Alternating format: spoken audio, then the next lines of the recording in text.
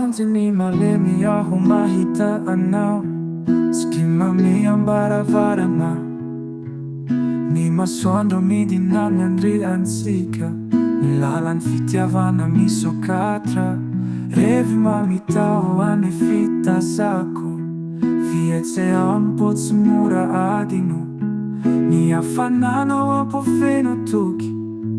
Raha miaraka aminao tena mahafinaritra. Tsy hisaraka mandrakizay, raha mbola velona ny fanahy.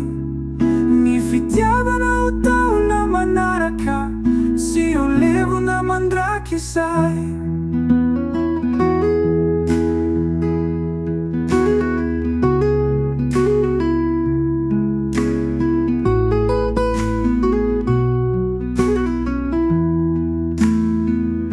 Sy volana manidina haingana, fa ny fitiavantsika tsy misy fetra. Ny oronay mampiombe antsika, izay manandrana mandrava diso lalana. Ny alina mangina mitondra tsiky, ny fitsikinao toy volamena.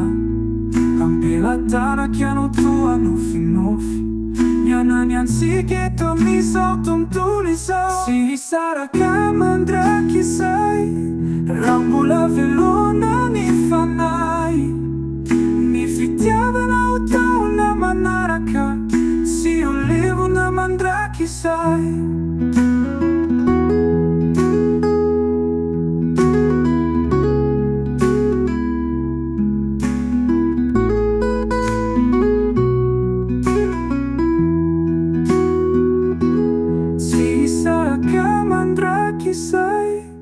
Raha mbola velona ny fanahy.